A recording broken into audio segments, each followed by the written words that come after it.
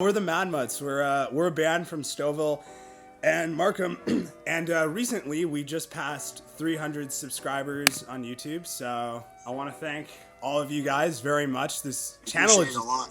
Yeah, seriously, this channel is just blown up out of nowhere. It's truly bizarre and shit like that. So we're doing a Q&A.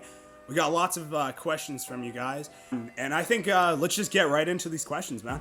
So for now, we're just going to be answering the questions from Instagram, Facebook, and our Instagram and Facebook DMs. So, yeah, I'll start this off. This is from Stress Is My BFF, and she's asking, what is your favorite song, and what meaning does it have for you? That's hard. I know. Like, favorite song, that can change, like, days on end, weeks, years, like... Yeah. Oh, boy. Well, my favorite song... And I can't say of all time, but I'd say that has held a place in my heart over the years has to be Roadhouse Blues by The Doors. Word.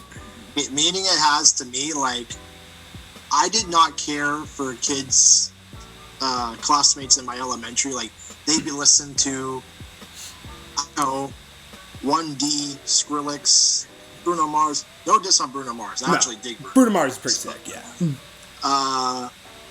Like, they'd just be, like, jamming to that stuff. I remember, like, school would start at 8 o'clock, but there'd be, like, early recess, and then people would go in. Like, I wouldn't come out of my car till I actually had to, because I'd be just in my mother's van, listening to the Doors, just rocking out to Roadhouse Blues. Like, rock on, man. And meaning to me, like, keep rolling all night long. I don't think that's the exact line, but, like, that's literally like a life motto.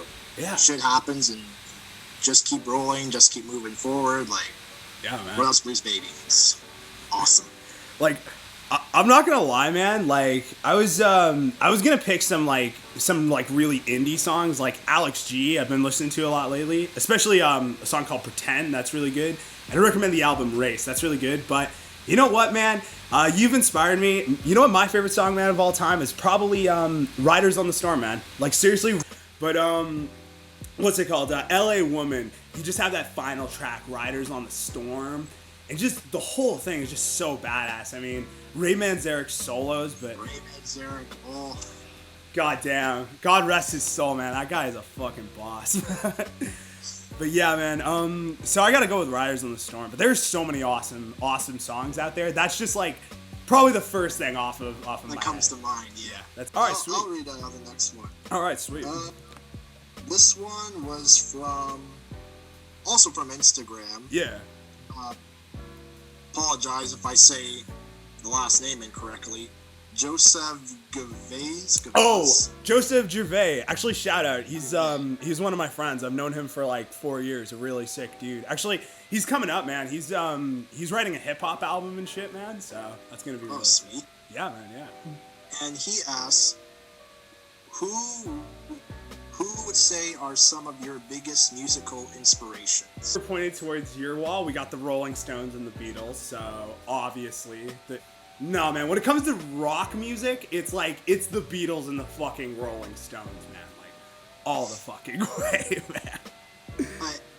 I can understand, like, the Beatles aren't, like, the heaviest, most, like, yeah. They're not a band that you'd be in the mosh pit to. No, probably not. Let's just put it that way, but, like, they're like the founders. Yeah.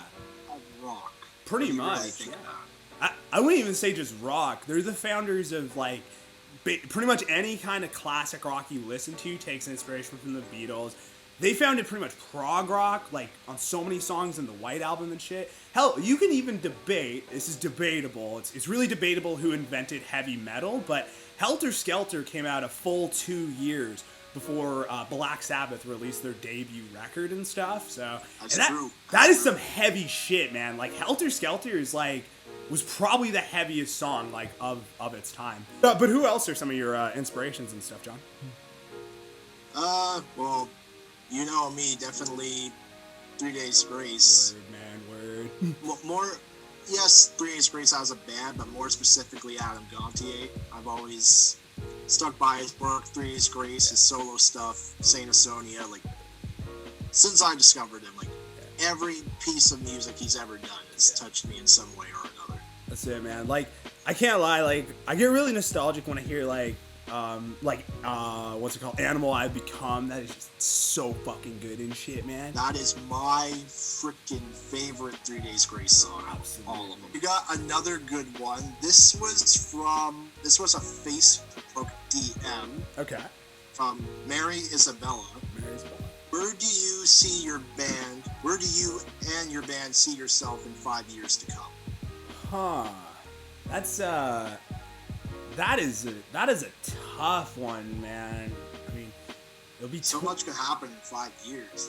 You never know. I mean, what if like a meteor hits and we're all dead, or the zombie apocalypse happens in like 5 years? I mean, you never know. So this is what I'll say. I'll say like a best case scenario where I kind of see us, and sort of like a worst case scenario. Like, I think the best case scenario is we're selling out ACC and we're releasing a new album, whether it's like our second or third, and everyone's like, oh my god, it's fucking crazy and stuff, man.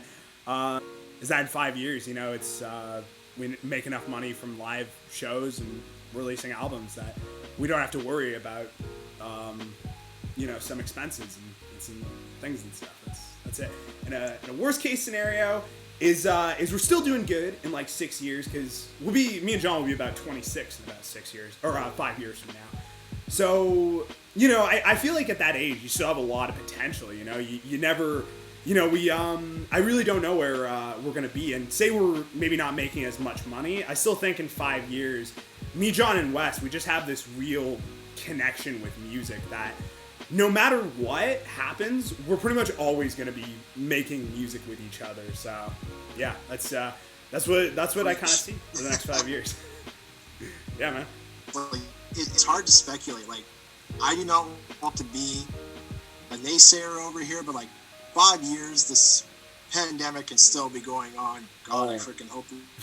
But I like to think in the next year or two that concerts are back, we can start performing live with some of you. Like, I like to think within the 5 years, if the opportunity presents itself, like that we're able to do these shows, that we're able to just get that rush of adrenaline back from being on stage, yeah, connecting with other talented musicians, and just building a network, basically. Like, one of the best things about being a musician is connecting with others. All right, bringing in our next question. I guess this can be like a 3-part question. Right. It comes from Nescaf. Word. Word. So he asks, where have you performed? What are your favorite and least favorite venues? And do you have any upcoming shows? That last one I can answer no, obviously. Yeah. Due to the absolute chaos that's around us in this world right now. But, like, we haven't actually done a venue together, because I became part of the Madd Mutts in February 2020. Right on. So that was literally like a couple weeks, maybe a month at most, before, pardon my French, the shit show happened. Yep. But favorite venues I haven't done too much, but I'm sad that it's gone. I have to say my favorite venue probably was the Falcon and Firkin for many reasons. Like, the crowd that night was pretty much engaged with the whole set. Yeah, man. And that's obviously where I met you and Wes. So that's it, man. That's it. That place, like, holds meaning to me. Yeah. It's always like gonna be that place for me that it's like it kind of all started sort of there. Like some kind of I don't know, connection was in the air and shit. We're like, oh, yeah, but you've done a lot more shows, like, even before I was in the Madd Mutts. So I'm curious to know, like, what's your favorite? Okay, so we got a handful here. So unfortunately, even with the previous lineups of the Madd Mutts and stuff, we only did a few shows at Carlaw. And Carlaw's an alright spot. It's mostly just like kind of a chill place, but you also have to like sign up and be a part to get gigs there. Falcon Firkin, obviously, that was our first, as the Madd Mutts, that was like our first real like bar gig and stuff like that, getting like into the scene. By far though, my all-time favorite venue, and thank God it's still there. It didn't get wiped out due to COVID. Is Duffy's Tavern, man. Duffy's Tavern is, I think it was just such a good night. We had a lot of our friends and family there. It wasn't too crazy. It was only like 20 people, but it's just so great when everyone's really into the music. Like everyone's like kind of, they're bopping with it. They're smiling, like, they're digging it and stuff, man. There's a really good feeling to them digging it. And yeah, that was a crazy night, man. That was just awesome, that fucking night, man. Another mention, so this is a place that I actually didn't play with the Madd Mutts. This was when I was in another band for a very, very short stint, only for about 2 or 3 months. I was in a band called Haze with these other guys, and we played the Rock Pile, and you played the Rock Pile as well. So yeah, so the Rock Pile kind of have had mixed opinions on it and stuff like that. All in all, like, this is what I thought about the audience there, is that half of them were great. Like, there was like one half of the room was like freaking out and partying, and the other half of the room was dead. Fucking dead as shit. It was like their beers there. They're just like, yeah. No. Okay, this motherfucker at the Rock Pile brought a pair of fucking earmuffs. Why the fuck are you at a rock concert? Why are you at a rock concert? First of all, like, you can say, oh, it's just an open mic. You don't know what kind of genre is going to be played. It's called Rock Pile, meant for rock music. You show up with headphones on, like, I'd be like, leave. Get out, sir. Let's get another question in. All right, cool. Yeah, I'll do this one. Let's read. Hopefully we haven't gotten it yet. Okay, so this is from we did that one. All right, this one is from Ira _606. I hope I said that right. We actually got 2 from him or her, and it says, "Are you guys going to be putting out a rap song?" So this is what I'll say. Like, I think we all, me, Wes, and John, we all kind of like hip-hop a little bit.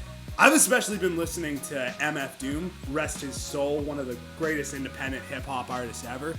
But I'll say it's unlikely that we're going to be doing any hip-hop music. Like, I won't say no, I'm not going to say absolutely not, but I'll just say it's unlikely that we're going to be doing any hip-hop in the future. But hey, I fucking love hip-hop, man, so... You know what, man? The second one, I think that's a question particularly for you. I was literally just pulling it up.